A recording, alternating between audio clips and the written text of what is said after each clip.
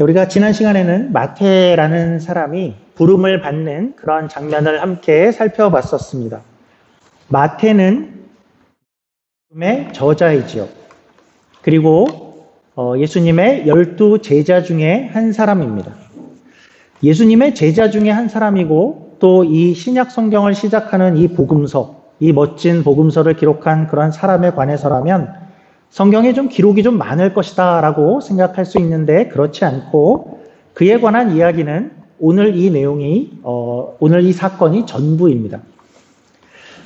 그에게 가장 중요한, 그의 인생에서 가장 중요한 그 부름을 받는 장면, 그 장면도 사실은 당혹스러울 정도로 내용이 짧지요. 자기 자신이 쓰는 이야기인데 나는 아는 것도 많고 쓸 것도 굉장히 많았을 것 같은데 마태는 그러고 있지를 않습니다. 내용도 좀 의아한 면이 있죠. 그러니까 무슨 일이 벌어진 것인가 할 때에 좀 당혹스러운 것은 아니 그래서 일어난 일이 그가 불렀더니 어떤 이가 불렀더니 막 홀려서 따라갔다는 얘기인가. 그림을 그리자면 길가에 나앉아 있는 그냥 뭐 초라한 어떤 한 사람을 어떤 이가 불렀고 나를 따르라 그러니까 오 누구십니까? 어디 가시는데요? 그냥 쫓았더라. 이런 내용을 말하는 것인가 싶은데 사실은 그런 일이 벌어진 것은 아니었죠. 마태는 어떤 이인가 할 때에 마태는 세관에 앉아 있었다라고 했습니다. 그러니까 길에 앉아서 그냥 길가에 앉아 노숙자처럼 있었던 사람은 아니고 그는 가버나움에서 세리로 있었으면 국제적인 그런 국립세관이 가버나움에 있는데 거기서 일을 하고 있는 사람이었습니다.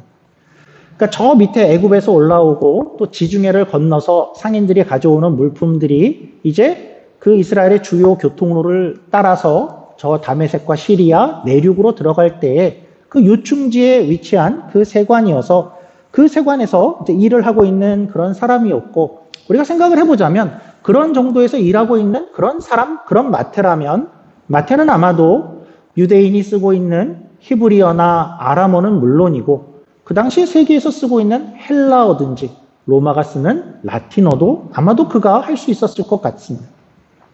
그리고 마태는 숫자나 장부에도 재능이 있는 그런 사람이었겠죠. 또한 마태복음을 우리가 생각해 보면 마태복음의 가장 큰 특징은 구약을 많이 인용한 것이 되는데 그런 면에서 마태는 어떤 사람이냐 할 때 성경을 이미 매우 잘 알고 있는 사람이었겠다. 우리식으로는 공부 좀 했다 하는 그런 사람이었을 것 같죠. 마태는 그래서 그렇게 지식도 있고 능력도 있고 세관에서 세리로 일하면서 경제적으로도 안정된 그런 삶을 살고 있던 사람이었죠. 그런데 그런 사람이 어떻게 어떤 이의 한마디에 일어나서 줄을 쫓았을까 싶은데 그 당시 세리로 산다는 것은 이런 것이었죠. 경제적으로는 물론 안정되었을지라도 공동체 안에서는 그는 늘 반역자고 매국노의 취급을 받는 그런 사람이었죠.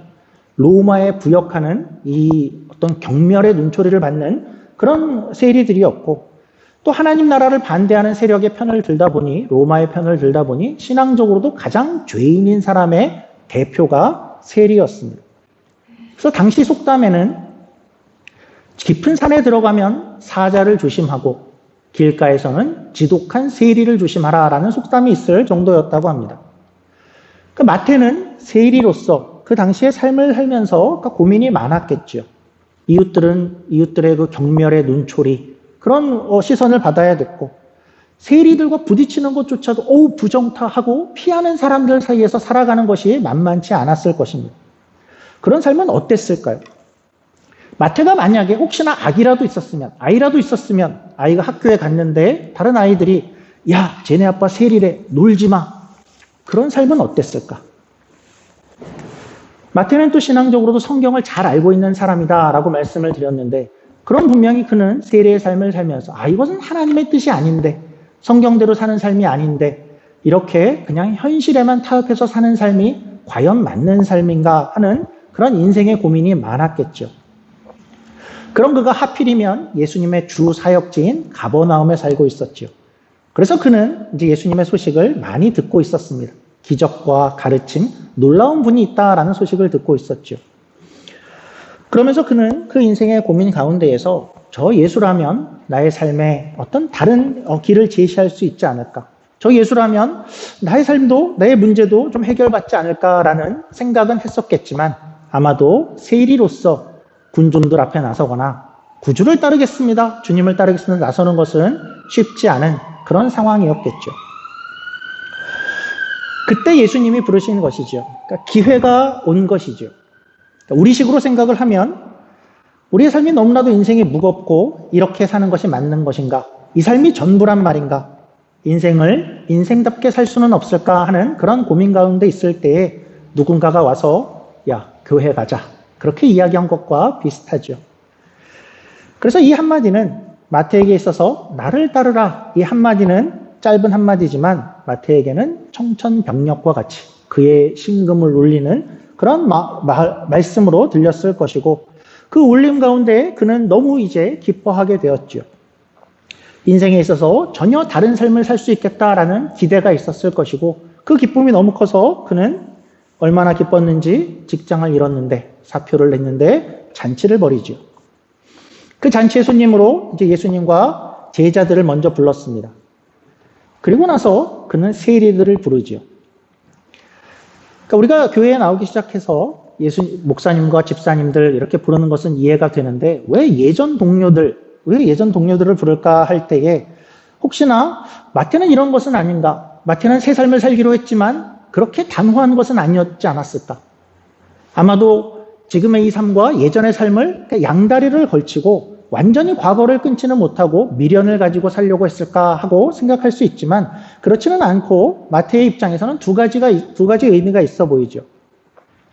첫째는 이 잔치를 벌인 것은 아마도 나는 이제 새로운 삶을 살겠다. 어떤 공적인 선포 같습니다. 그러니까 목사님, 집사님들 그리고 이전에 내 친구들 다 모여라 해놓고 나는 이제 줄을 쫓겠다 하고 공적인 선포를 하는 것 같죠. 그리고 또 이런 이유가 있어 보이죠. 친구들아, 세리들아, 나는 누구보다도 너희들이 어떤 생각을 갖고 사는지 잘 알고 있다.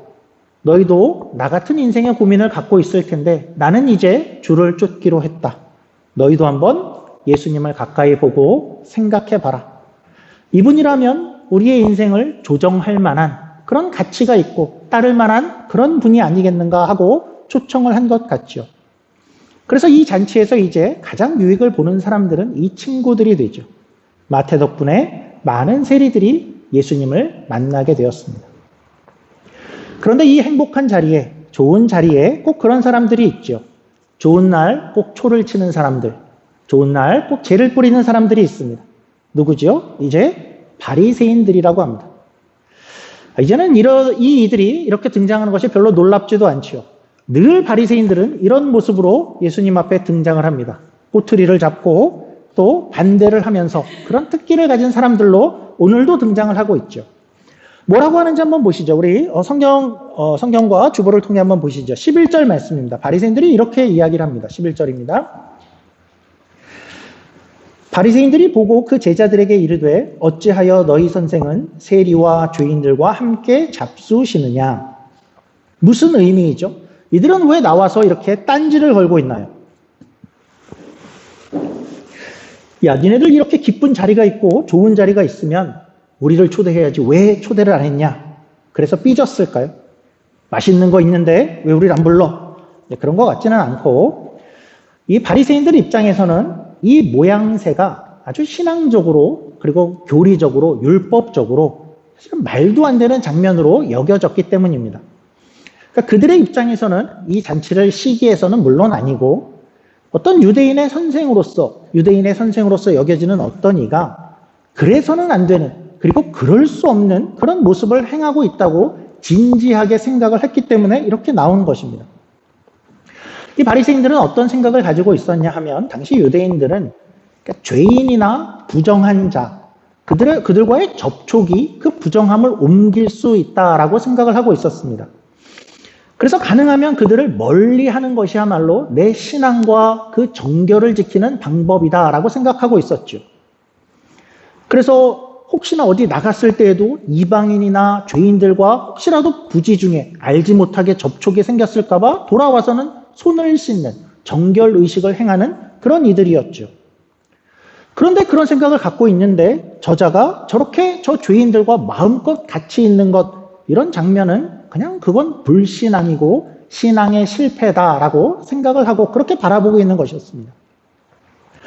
그리고 또한 단지 같이 있는 것을 넘어서 그들과 지금 식탁을 같이 하고 있는데 이것은 더욱더 이해가 안 되는 것이었습니다. 그 당시에 식탁이 의미하는 것은 단지 오늘날 우리가 누구랑 같이 밥 먹었어 하는 그 정도의 의미를 넘어서지요. 그냥 밥 한 끼 했어 그런 문제가 아니라 당시 식탁을 같이 한다라는 것은 어떤 운명을 같이 하는 것 또는 같은 부류가 되었다라는 것을 상징하는 그런 행위였습니다. 우리가 중세 시대를 한번 생각을 해보면 그 시대에 귀족들이 하인들과 같은 상에서 밥을 먹는 것은 우리가 상상하기가 어렵죠. 우리 조선시대를 생각해도 조선시대의 어떤 식탁에 양반들과 하인들이 어울려서 밥을 먹는 것은 그림이 그려지지 않습니다. 하인들이 밥을 먹고 있는데 양반들이 오면 양반님들 일로 오세요. 우리 밥 한 술 같이 하죠. 이런 장면은 상상이 되질 않죠. 같이 식사를 한다라는 것은 같은 부류로 인정을 하는 것이고 이 당시 유대 사회에서도 죄인과 같은 테이블을 쓴다라는 것은 나도 저 죄를 인정하고 같은 부류다라는 것을 그렇게 그것을 표현하는 것이기 때문에 바리새인들이 보기에는 절대 있을 수 없는 그런 일로 보였던 것이죠. 그래서 바리새인 입장에서는 너무나도 깜짝 놀랄 일이었고 사실은 이 장면은 바리새인들에게뿐만 아니라 오늘 이 장면을 기록한 마태에게도 생소한 그리고 그도 아마도 예상치 못한 그런 장면이었던 것 같습니다. 그래서 마태가 이제 마태복음을 기록하면서 그러니까 이렇게 기록을 합니다. 우리 10절을 한번 화면으로 한번 보시죠. 우리가 함께 읽었던 10절 화면인데 어떤 부분에 강조가 되어 있죠. 원래 원문에는 이두라는 보라라는 그 언어가 원래는 들어가 있습니다. 그래서 들어가서 읽으면 이런 식이 되죠. 마태는 어떻게 기록을 하냐 하면 예수께서 마태의 집에 앉아 음식을 잡수실 때에 보라. 그러니까 야, 이 장면 좀 봐라. 짜잔. 그러면서 많은 세리와 죄인들이 예수님과 함께 식탁을 같이 하고 있다라고 기록을 한 것이죠. 그래서 예수님이 지금 저 죄인들과 같은 식탁의 자리에서 이렇게 어울려 앉아있는 이 장면을 우리가 머리에 좀 그려본다 그러면 이 장면이야말로 예수님께서 오신 이유를 단번에 설명하는 그런 장면인 것이죠. 하나님은 원래 죄와 죄인과 함께 거할 수 없는 거룩한 분이시죠. 그런데 이제 목적이 있어서 그들을 위해서 이 땅에 오시고 그리고 죄인들 가운데 임하시면서 거하시면서 친히 그들과 함께 섞여 식탁을 나누는 이 장면은 그냥 같이 밥 먹어줬대 그 정도가 아니라 아니 이렇다면 이제 하나님께서 저 죄인들을 품으시려는 것인가? 하나님께서 저들을 이제는 포용하고 그리고 용서하는 사건이 아닌가 하는 그러한 장면으로 아주 상징적인 장면으로 마태는 그래서 이 장면 봐라, 기억해라 하고 보라라는 그 이야기를 넣고 있죠. 그래서 마태는 이 의외의 놀라운, 마태에게도 놀랍고 충격적인 그러한 장면인데 이 장면을 감격으로 받아들이는 반면에 이제 바리새인들은 이 놀라움을 공격의 기회로 삼고 있죠. 바리새인의 질문에 예수님이 이렇게 답을 하십니다. 우리 12절 한번 보시죠. 12절입니다. 예수께서 들으시고 이르시되 건강한 자에게는 의원이 쓸데없고 병든 자에게라야 쓸데있느니라. 이게 무슨 뜻이죠? 예수님은 이렇게 답을 하시는 것입니다. 1차적으로는 바리새인들 너희들 지금 그렇게 고소를 했는데 너희들의 고소가 맞다이죠. 너희들의 그 고소는 맞는 말이다입니다. 그래 맞아. 세리와 죄인들 이들은 문제가 있어. 그 문제를 우리가 오늘 병으로 표현하자 그러면 그들은 병든 자들이야. 그들은 아파. 영적으로 시크한 사람들이야. 그들은 세리고 죄인들이야. 문제가 있어죠.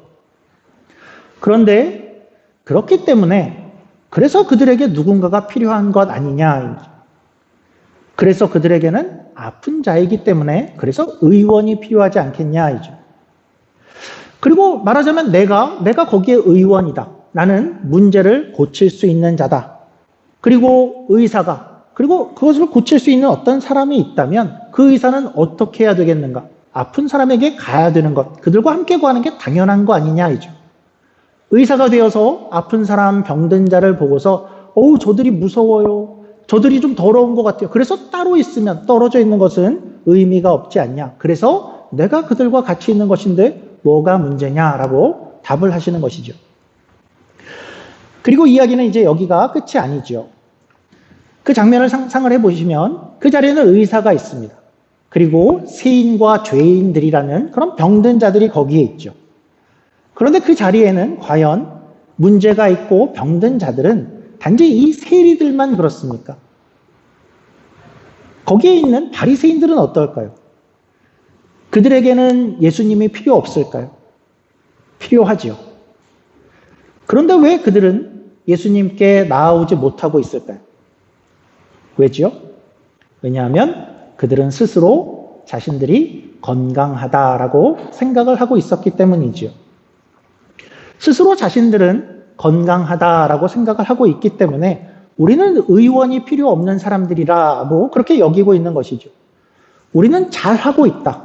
우리는 문제가 없어. 다른 이들은 분명히 문제가 있어.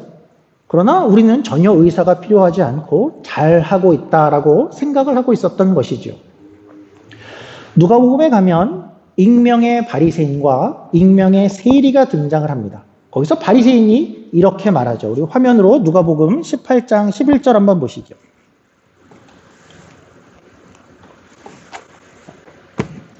한 바리새인이 이렇게 이야기를 합니다.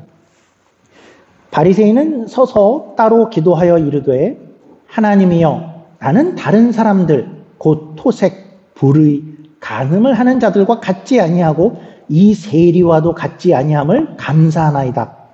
나는 일주일에 2번씩 금식을 하고 또 소득의 11조를 드리나이다 하고. 무슨 말을 하는 거죠, 바리새인은? 저 세리 정말 문제 많은 거 분명합니다. 저들은 문제덩어리입니다. 그러나 그에 비하면 저는 얼마나 건강합니까? 나는 할 바를 이렇게 다 하고 있고 이렇게 문제가 없습니다. 아주. 세리가 그 옆에 있습니다. 세리는 어떻게 말하는가? 우리 다음 절 13절을 보시죠. 세리는 멀리 서서 감히 눈을 들어 하늘을 쳐다보지도 못하고 다만 가슴을 치며 이르되 하나님이여 불쌍히 여기소서 나는 죄인으로소이다 하였느니라. 세리는 통증을 가지고 있죠. 한번 예를 들어보죠. 쉬운 예인데 어떤 두 사람이 있습니다. 사실은 이 두 사람이 둘 다 아픕니다. 그런데 한 사람은 자기가 아픈 것을 알고 있습니다. 그리고 다른 사람은 자기가 아픈 것을 모르고 있습니다. 누가 더 큰일이죠? 아픈 것을 알고 있는 사람이 훨씬 나은 것이죠. 내가 아프다 하는 것을 인정하는 사람이 훨씬 더 좋은 형편이죠. 그는 나을 가능성이 있고 그래서 병원을 찾게 될 것이고 이제 제시되는 어떤 치료의 과정에 순종할 수 있을 것입니다. 우리 몸에 있어서 통증이 하는 일이 그것이죠. 통증은 늘 우리에게 어디에 문제가 있다라는 것을 알려주고 그래서 그 문제에 대응하도록 만드는 것이 통증이죠. 맹장염이 생기면 우리는 배가 너무 아프죠.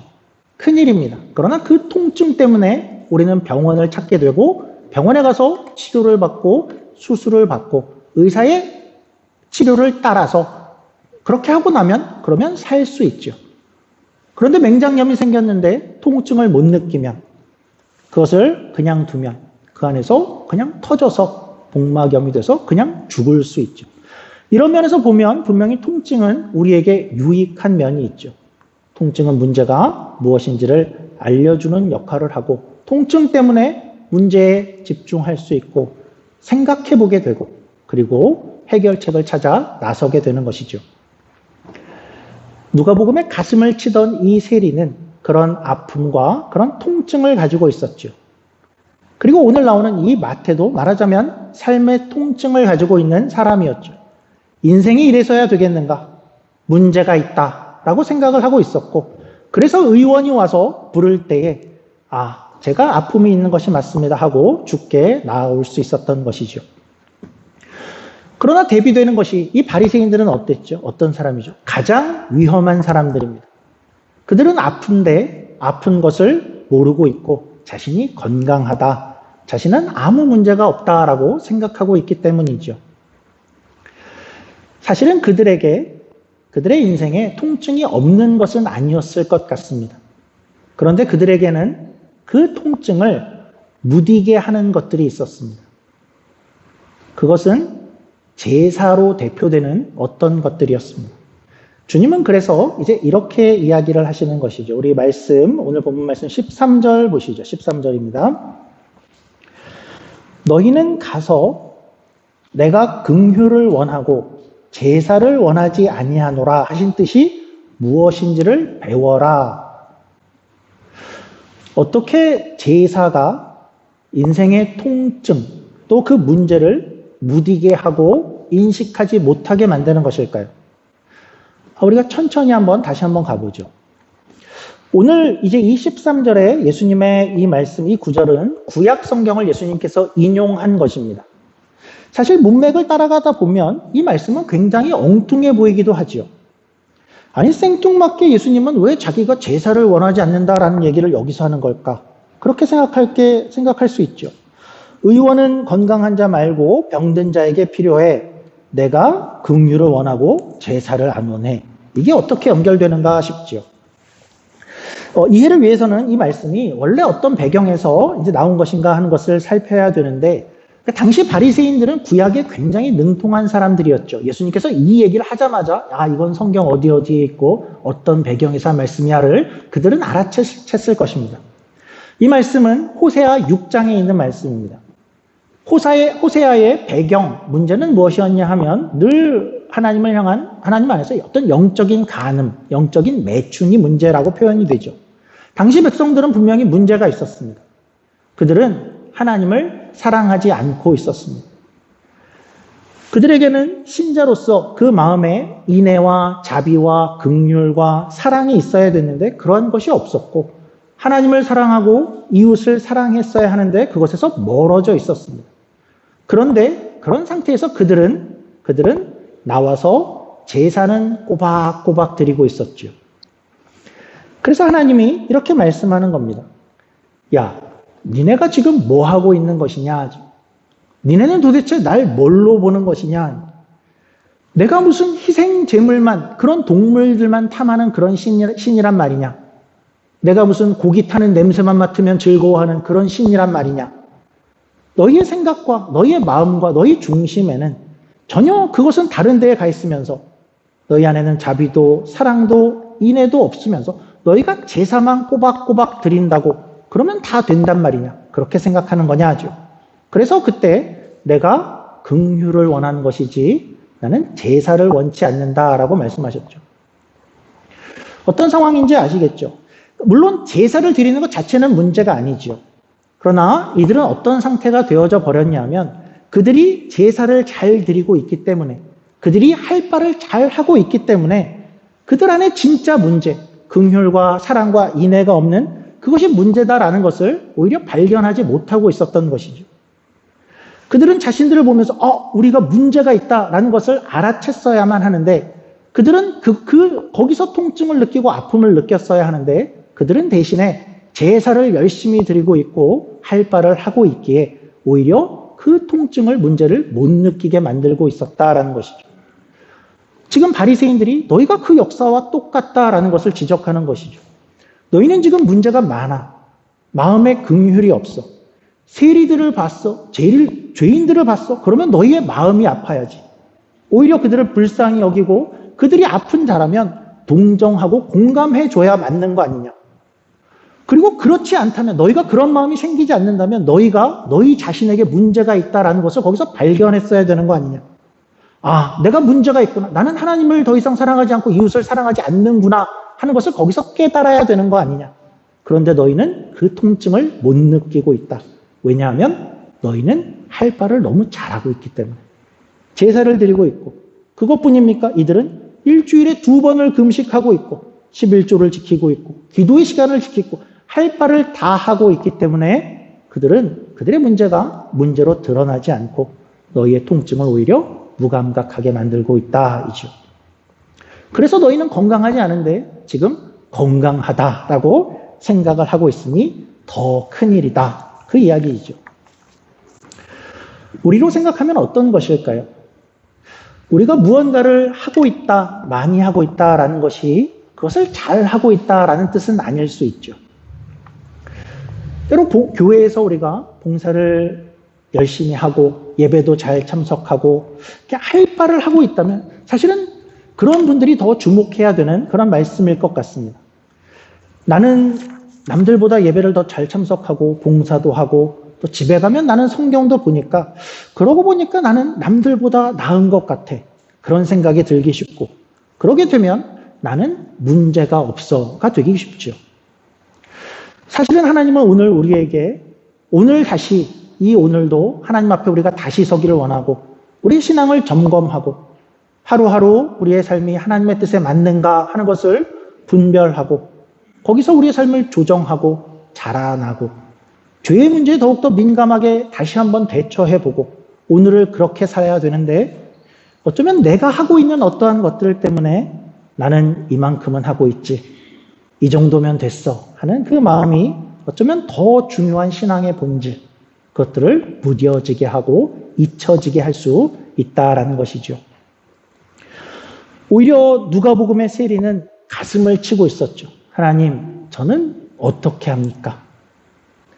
그렇게 하나님께 나아가는데 하나님은 이렇게 솔직하게 하나님께 나아오는 것을 더 원하시는데 구약 성경에 다윗이 그런 면에서 이런 고백을 하죠. 우리 화면으로 시편 51편 말씀을 보죠. 제가 봉독해 드리면 다윗이 하루는 이런 고백을 합니다.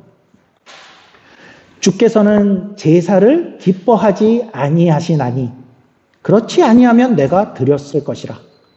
주는 번제를 기뻐하지 아니하시나이다. 하나님께서 구하시는 제사는 상한 심령이라. 하나님이여 상하고 통회하는 마음을 주께서 멸시하지 아니하시리이다. 하나님은 우리가 행하는 어떤 한 가지 그것보다도 그 이전에 우리의 마음의 중심, 가장 깊은 곳을 하나님께 드리고 오늘도 하나님과 직면하여 대면하며 서는 것을 하나님은 훨씬 더 기다리시죠. 내가 이런 것을 했어 이전에 내가 오늘 하나님, 주님 하고 주님을 부르며 그 앞에 나아가는 그것을 훨씬 더 원하시는 분이시라는 것입니다. 말씀을 정리해 보죠. 우리는 마태는 어떠한 사람인가 할 때에 이렇게도 표현할 수 있을 것 같습니다. 마태는 그 인생의 통증에 반응한 사람이었다. 그는 애통하는 사람이었고 인생의 질문, 그 질문에 답을 추구하는 사람이었다. 그런 통증과 갈증이 그에게 있었기에 주께서 부르실 때에 거기에 대답할 수 있었다. 통증에 반응한 사람이었죠. 우리도 우리 인생의 통증에 반응할 수 있기를 원합니다. 어쩌면 우리 인생에 오늘 우리가 가지고 있는 어떤 통증, 그것은 고난으로 나타날 수도 있고 고민으로 나타날 수도 있고 답답함으로 나타날 수도 있고 어려움과 갈증으로 나타날 수도 있는데 어쩌면 하나님이 우리를 다시 하나님 앞에 부르시는 그런 목소리일 수 있겠죠. 때로는 우리 인생의 어떤 분주함, 또 다른 목표들, 또 급하게 쫓아야 하는 어떠한 것들, 나는 그것을 하고 있어요 때문에 어쩌면 하나님이 보내시는 사인을 우리가 감각하지 못하고 있을 수 있는 것이죠. 하나님은 오늘도 어쩌면 여러분들의 옆구리를 쿡쿡 찌르고 있을 수 있을 것 같습니다. 하나님의 마음은 얘야, 우리가 한 단계 더 나아가 보자. 때가 되었다. 조금 더 신앙의 자리로, 조금 더 깊은 교제의 자리로 나아가 보자 하고 여러분을 쿡쿡 찌르며 찾고 계실 것입니다. 먼저 찾아와 주시는 게 얼마나 감사한 것입니까? 우리 인생에 주님께서 그러한 자극을 주실 때 우리가 그것에 민감하게 반응할 수 있기를 원하고 그 앞에서 우리가 한 걸음 더 주님 앞에 나아갈 수 있는 그런 저와 여러분이 되기를 주님의 이름으로 축원합니다. 기도하겠습니다. 하나님 아버지 감사합니다. 하나님 우리 인생이 하나님의 신호와 하나님의 사인에 무뎌지지 않기를 원합니다. 하나님이 때로는 그것을 통증으로 또 인생의 고민으로 답답함으로 우리에게 사인을 주시며 우리를 부르실 텐데 하나님 그것에 우리가 눈을 뜨게 하시고 하나님을 바라볼 수 있게 하여 주시옵소서. 우리가 하고 있는 많은 것, 바쁜 것들 때문에 그것을 놓치지 않게 하시고, 때로는 신앙적인 행위들이 너무나도 바빠서 그것들의 많은 것 가운데에서 하나님을 대면하며 하나님을 만나는 것에 소홀해지지 않도록 우리를 잘 분별하고 바라볼 수 있게 하시고, 더욱더 신앙의 깊은 자리로 하나님을 더욱더 깊게 만나는 그 자리로 오늘도 나아가는 우리 모두가 되게 하여 주시옵소서. 감사하며 예수님 이름으로 기도드립니다. 아멘.